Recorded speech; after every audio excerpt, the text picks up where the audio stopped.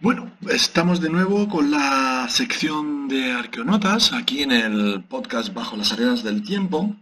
Y bueno, pues como hemos indicado anteriormente, en esta sección nos vamos a referir sobre todo a las noticias arqueológicas más interesantes en las últimas semanas. Y esta semana traemos 6 noticias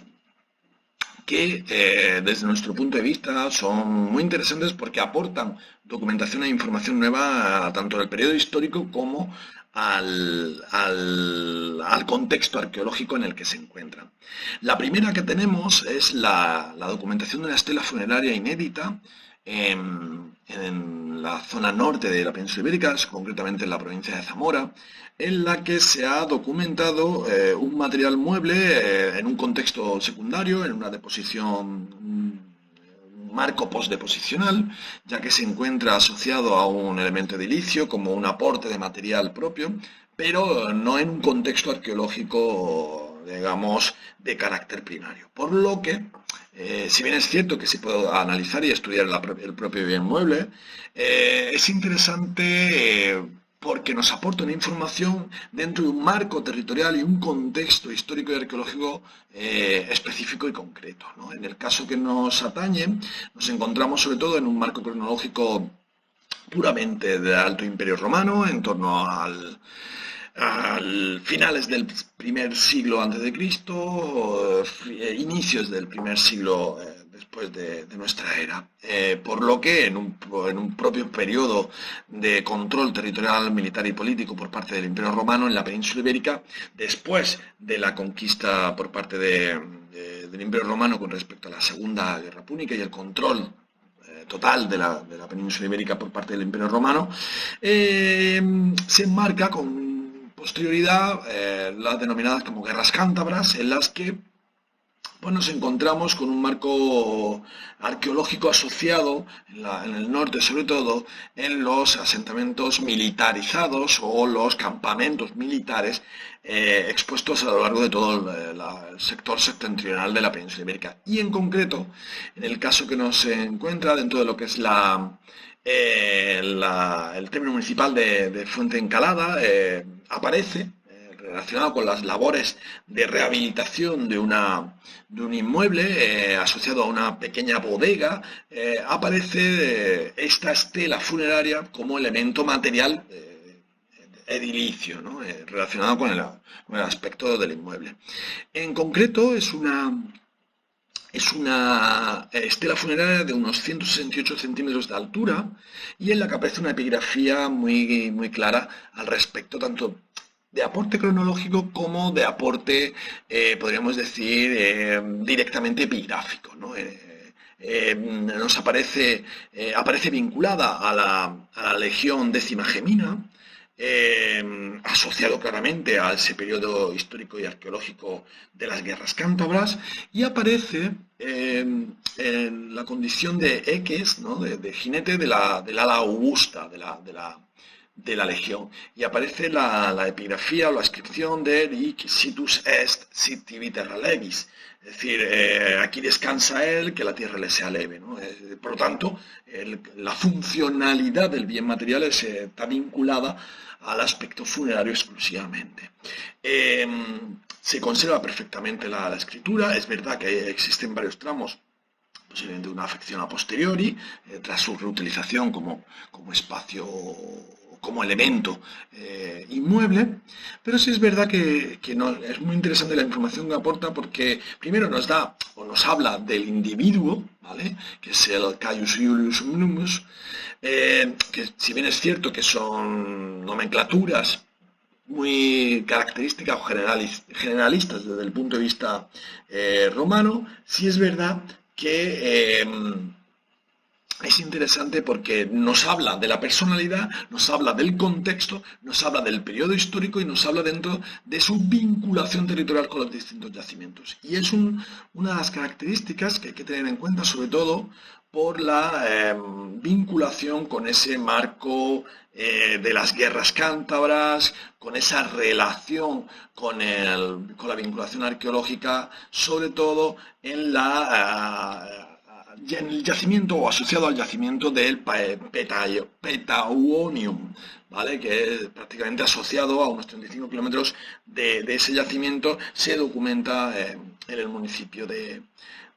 comentado anteriormente. Por lo tanto, este documento material mueble nos aporta una información muy clara y evidente sobre el periodo histórico, sobre el contexto arqueológico, y es sin duda una de las claves para entender, por ejemplo, la vinculación territorial con el marco militar del periodo alto imperial. Y es muy, muy, muy interesante este bien mueble, esta estela funeraria, porque no solamente desde una perspectiva epigráfica, sino desde una perspectiva arqueológica, nos está hablando claramente de un periodo histórico muy concreto, que ya la historiografía y la epigrafía han aportado mucha información al respecto, pero en el marco de la arqueología pues nos interesa sobre todo para enmarcar ese yacimiento con unos espacios funcionales de carácter funerario que, si bien es cierto que a día de hoy no se tienen documentados o se tienen documentados de una manera un tanto liviana, el hecho de que aparezca una estela funeraria de esta índole vinculada posiblemente a este yacimiento, pues bueno, abre un poco la puerta a posibles investigaciones a posteriori con respecto a la documentación y ubicación de esos espacios funerarios vinculados al yacimiento de Paetonio y por tanto al campamento militar romano asociado a las guerras cántabras en esa zona. Otro de los documentos más interesantes documentados en estos últimos tiempos ha sido sin duda el descubrimiento de una serie de postes de madera posiblemente vinculados al asentamiento al aire libre de un digamos, poblado o una aldea de la edad del bronce en Italia. Precisamente en la zona del Lacio, en el corazón de Tuscia, la Tuscia viterbesa, enclavado en la caldera de Latera. Si bien es cierto que es una laguna de procedencia de origen volcánico, este asentamiento,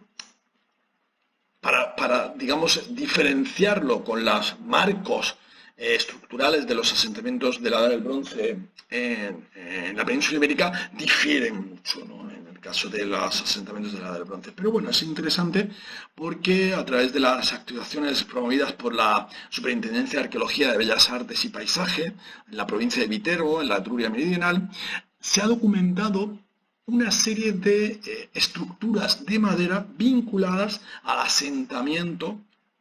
de Edad del Bronce en torno a una cronología de 1700, 1100 antes de nuestra era, y que aportan pues una información muy, muy clara y muy directa sobre primero este tipo de yacimientos, este tipo de asentamientos y la vinculación territorial y paisajística, que es muy interesante porque el hecho de que se encuentre debajo del lago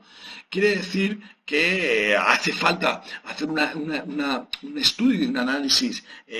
paisajístico y paleoestuario con respecto a la ubicación de dicha de dicho lago y la correlación, evolución histórica, paisajística y territorial del propio yacimiento, por lo que es muy interesante, ya que nos puede abrir la ventana de un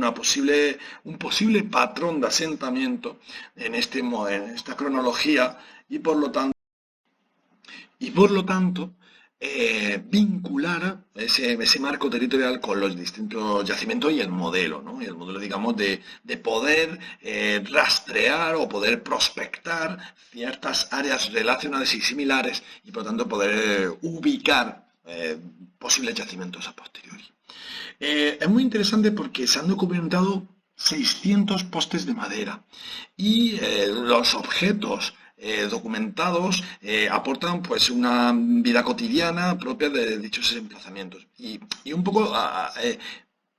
raíz de las diferencias con respecto a los emplazamientos similares o de la cronología similar aquí en España. Nos encontramos, por ejemplo, que la gran mayoría de los asentamientos o los patrones de conducta de asentamiento del mundo del bronce en la península ibérica parten de la base de encontrarse moderadamente protegidos por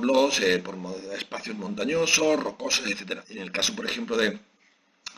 Italia, pues nos encontramos con áreas abiertas, en lacustres, etcétera, ¿no? Es muy, muy interesante. El uso del metal como elemento fundamental, evidentemente de bronce, es muy, muy interesante y por lo tanto nos aporta esa información. Quería mostraros también las patrones también a la hora que son muy similares con respecto al uso de los utensilios, ¿no? En el caso de los puñales de bronce son muy parecidos a los modelos encontrados actualmente en la península ibérica y los distintos artefactos. ¿Qué nos aporta? Este documento o este hallazgo nos aporta, por un lado, un modelo de asentamiento muy claro en la Italia etruria, ¿no? O la zona, digamos, central de la península itálica, entre la zona central y septentrional. Luego, cómo la disposición de los asentamientos utilizando espacios lacustres es muy interesante, ya que los modos de vida y los medios de producción propios en esa época estarían vinculados a la variabilidad económica de la propia población, ¿no? Y luego, pues, una serie de utensilios de metal utilizados en la vida cotidiana por parte de estas poblaciones que nos hablan, por un lado, de una economía abierta, de una economía multivariable, tanto agrícola, ganadera y pesquera, como a su vez el uso de los telares, el uso de la fabricación de ropas propias, la vestimenta o el uso decorativo en el marco de la vestimenta con las fíbulas, elementos decorativos propios de los individuos, etcétera, etcétera. Y una de las características más interesantes es que nos encontramos con un asentamiento denominado como palafítico, ¿no? Es un asentamiento muy concreto en esta fotografía la que yo quería mostraros, una fotografía completa de la disposición de los postes claramente anclados en el sedimento propio del lago, por lo que las viviendas estarían por encima del agua, ¿no? Esto es el yacimiento arqueológico de Lucone di Polpenase en la región de la Lombardía, ¿no? También el yacimiento del bronce, pero con un aporte anterior de época neolítica. Un yacimiento que se documenta en 2011 y que data del 5000 al 500 a.C. Por lo que este tipo de asentamientos se mantienen en el tiempo y se reutilizan según los periodos, ¿no? En el neolítico, en la edad del calcolítico, en la edad del bronce, hasta la del hierro, ¿no? Y es muy, muy interesante. Son yacimientos que, por ejemplo, aquí en la península ibérica no los tenemos, o no los tenemos de manera similar, ¿no? Si es verdad que que nos aportan una información muy clara sobre, por un lado, la conservación, el uso de las funcionalidades, por ejemplo, la foto que tenéis en pantalla, ¿no? Que es la documentación de una barcaza de madera documentada en ese mismo yacimiento, por lo que la distribución, la vía, el desplazamiento funcional por parte de esos asentamientos estaría vinculado exclusivamente al marco lacustre, ¿no? Por lo que estamos hablando de emplazamientos al aire libre y con una característica territorial muy vinculada a este tipo de espacios, ¿no? Por lo tanto, sin duda, uno de los yacimientos muy interesantes y sobre todo una clara vinculación a un periodo concreto, a un modelo de asentamiento concreto y que sin duda aporta una información muy interesante. Por otro lado, hablamos de la necrópolis de la Lentejuela. Nos encontramos en el municipio de Teba, en Málaga, en la provincia de Málaga, y que ya es verdad que este yacimiento forma parte de un proyecto general de investigación por parte de la Junta de Andalucía y que lo lleva a cabo la Universidad de Cádiz, con su director, Serafín Becerra, director del Museo Local de Teba, y que nos está aportando una gran información no solamente sobre esta estructura número 1, que es la que en esta anualidad se ha procedido a su excavación completa, sino que nos aporta una visión territorial y vinculación con la mucho más amplia del espacio paisajístico vinculado a esta necrópolis megalítica. Y cuando hablamos de necrópolis megalítica hablamos de un espacio vinculado a elementos inmuebles del megalitismo, tanto menires como dólmenes, como túmulos, como espacios de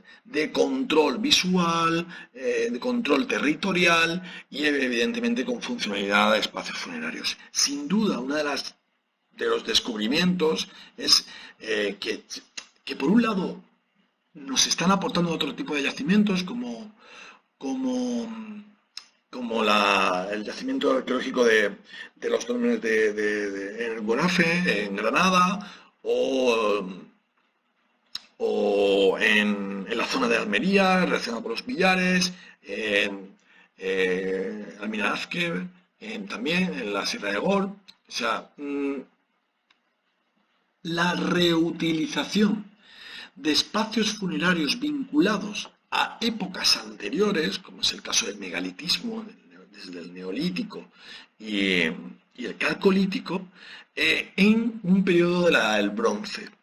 Y por lo tanto, que también esto lo tenemos en la estructura número 1 de la necrópolis de la Lentejuela, en la estructura número 1, por lo que estamos hablando de esa continuidad o esa reutilización de espacios con un simbolismo muy concreto, y es precisamente ese marco simbólico del potencial que tiene los dólmenes y del potencial que tiene el mundo del megalitismo y su vinculación territorial y paisajística. Y sin duda, como la ortofoto que tenemos en pantalla, foto de la estructura número 1, no solamente el corredor, las distintas cámaras funerarias, sino todos esos anillos de piedra que conformarían el túmulo con posterioridad, nos están hablando de un inmueble con una materialidad muy potente, con una vinculación espacial muy potente, con una generación de espacios muy interesante, porque nos está hablando de ese poder que se tendría en esta estructura número 1 de cara a su identificación en el territorio, en el paisaje y vinculado a ese asentamiento y a esa población, ¿no? Es muy interesante porque el dolmen 1 vemos que se documenta espacio, es decir, la funcionalidad sigue siendo la misma tanto en el neolítico como en la del bronce. Es un espacio de ritual funerario, es un espacio de descanso, es un espacio de simbología de los ancestros vinculados a ese territorio, a esas poblaciones. Y claro, la documentación de una tumba con más de 5.000 años de antigüedad, pues nos aporta que nos encontramos primero ante un espacio simbólico reocupado en marcos temporales posteriores, pero que en sus inicios pues nos está dando unas cronologías muy interesantes para entender el marco territorial del megalitismo y de las poblaciones del neolítico. Claramente estamos hablando de un espacio territorial de relación con la campiña cordobesa, con el interior de la provincia de Málaga y su relación territorial y vial con el acceso a la costa y a la provincia de Cádiz. Es decir, estamos en un marco de control paisajístico y territorial que viene asociado a los distintos modelos digamos, de control por parte del megalitismo, tanto no solamente el arte rupestre como el uso de abrigos y cavidades, sino la relación, la vinculación con esos grandes monumentos megalíticos. Se relaciona claramente con ese control y esa vinculación al paisaje y al territorio. Sin duda uno de los aspectos más interesantes, porque claro, dentro de las anteriores campañas de intervención por parte del equipo de Serafín Becerra, se documentan también elementos funerarios de época del bronce, por lo que nos está abriendo un gran abanico temporal al respecto de un uso funerario del dolmen. Y es muy parecido y en consonancia con los demás espacios megalíticos estudiados, tanto por la misma Universidad de Cádiz como por las distintas universidades que se desarrollan en sus estudios con el megalitismo. Por ejemplo, la necrópolis megalítica de Darro, en Granada, también aportan esa información sobre el uso funerario de espacios megalíticos en periodos posteriores. Por lo que estaremos hablando también quizá de un modelo o un patrón de vinculación social e identitaria con estos monumentos que va más allá de la propia población que los genera, ¿no? Es muy interesante la presencia también de elementos, podríamos decir, exóticos en los ajuares documentados en la necrópolis de la Lentejuela. Yo creo que eso también no solamente nos está hablando de que esas poblaciones se enmarcan dentro de un marco de control territorial, de vinculación con otro tipo de poblaciones asociadas en espacios geográficos posteriores. Posteriores me refiero fuera del ámbito territorial de la propia necrópolis, ¿no? Sino que van más allá. Esas vinculaciones tienen también su relación con el marco mediterráneo. El marco mediterráneo y el Atlántico lo establece las rutas comerciales que ya sabemos a nivel de arqueología, que se vinculan en el marco del Neolítico y que relacionan la península ibérica tanto al norte como al centro mediterráneo, por la documentación de materiales exóticos, como materiales minerales, como elementos óseos, etcétera, que se vinculan a otros espacios geográficos fuera de la península ibérica, pero que tienen vinculación con estos espacios identitarios del marco megalítico en la península ibérica o en el sur peninsular. Sin duda, uno de los fundamentales papeles que conlleva el dolmen 1 de la necrópolis de la Lentejuela, no solamente su gran abanico cronológico de ocupación, sino también esa vinculación espacial y poblacional con otras, tanto internamente dentro de la península ibérica, pero fuera también en el ámbito internacional, ¿no? Y eso es muy determinante. Damos el salto a China y nos vamos a un yacimiento en el que nos encontramos que en el Neolítico, ¿vale?, en la domesticación de la ganadería o de animales vinculados a un uso productivo por parte del hombre, En el caso de los cerdos, estarían vinculados a la domesticación a través de las especies salvajes de esos animales, que en el caso de los cerdos estaríamos hablando de los jabalíes, y sobre todo, muy interesante, las cronologías, aproximadamente en torno a 8.000 años. O sea, nos está hablando de cuando hablamos de 8.000 años, estamos hablando que estamos en torno a unos 5.300, en torno a un sexto, quinto milenio. En la península ibérica se consigue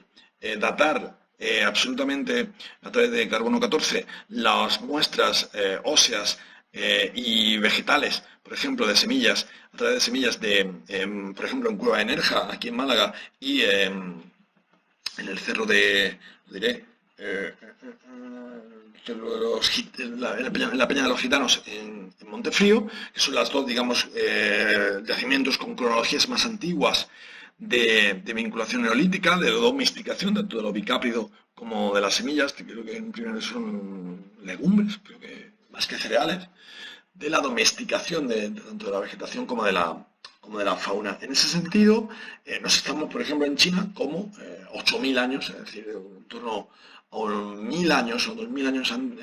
antes, se domesticaba ya el cerdo. Y es muy interesante porque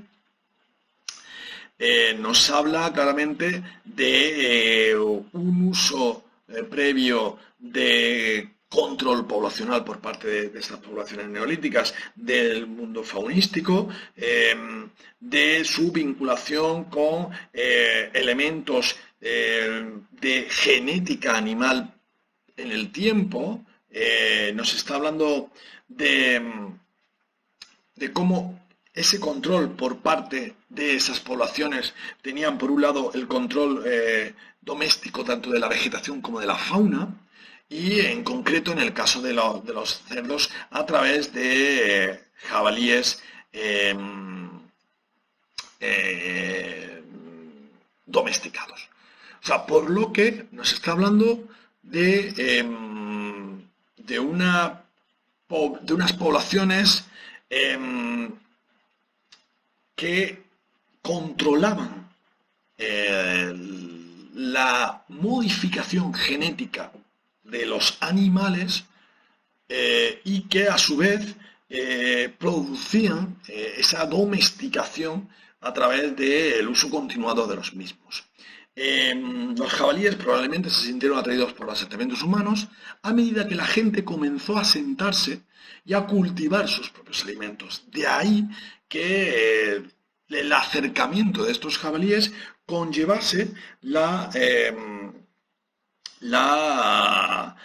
asignación propia de estas poblaciones con respecto a tanto la domesticación animal como la domesticación vegetal. Por lo tanto, es muy interesante este yacimiento, es muy interesante este estudio, porque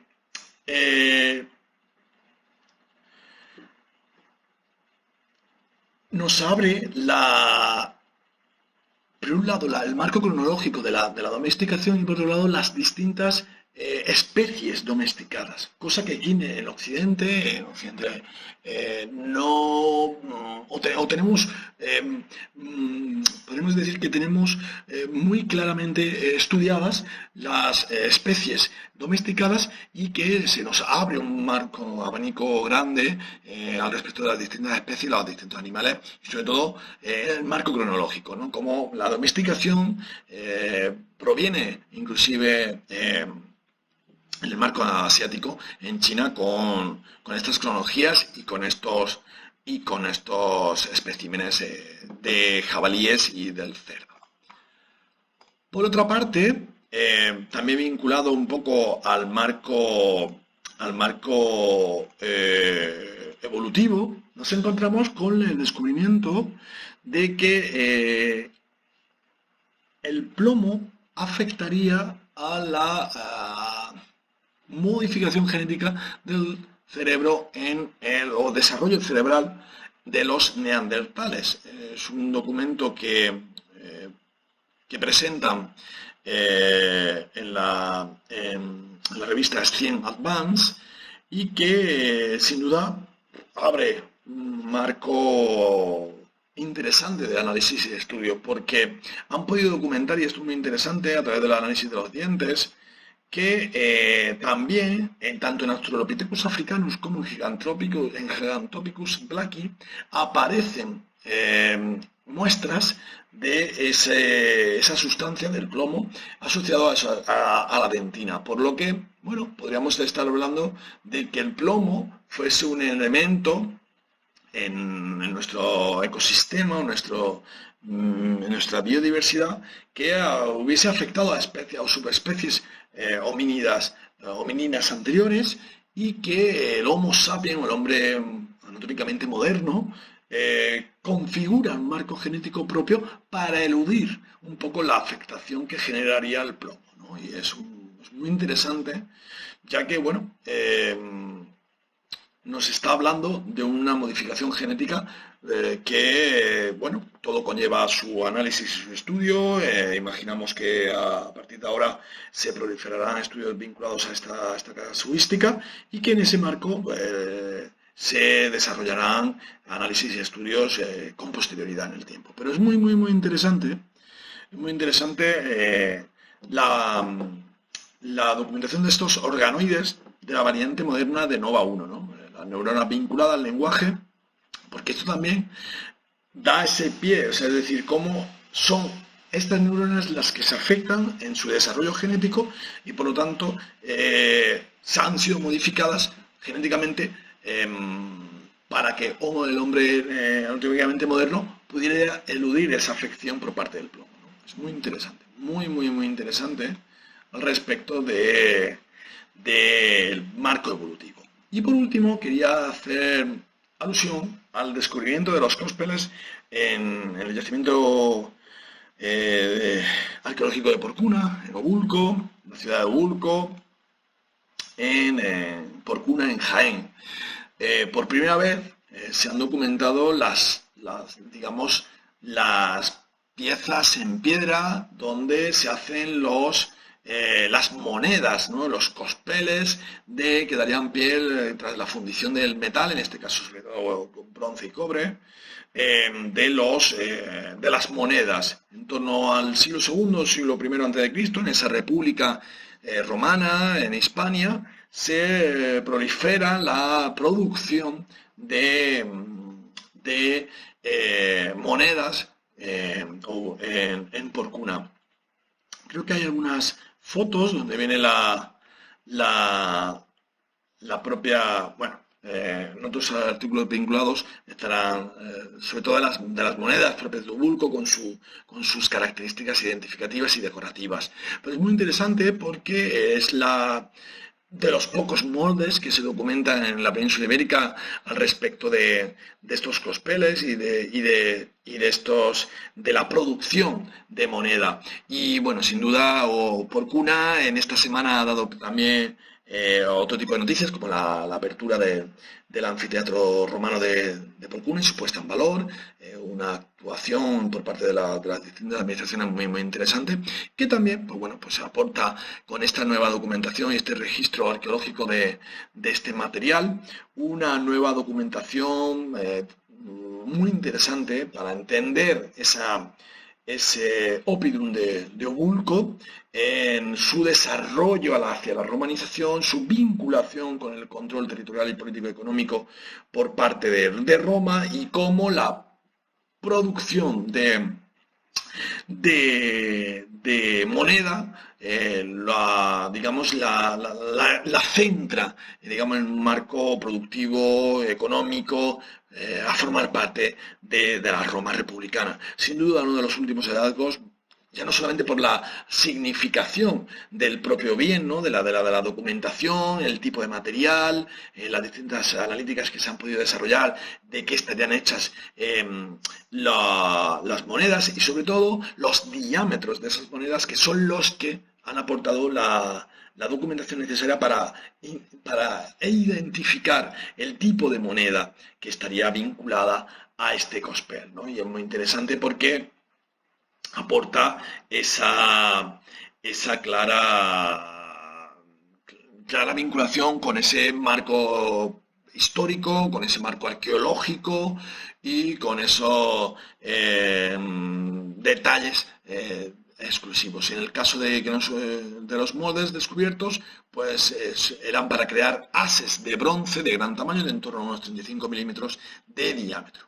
que se producían en el periodo clave de integración de las élites locales ibéricas con el control territorial, político y económico por parte de la Roma republicana. Sin duda, uno de los hallazgos muy interesantes en las últimas semanas a través del Instituto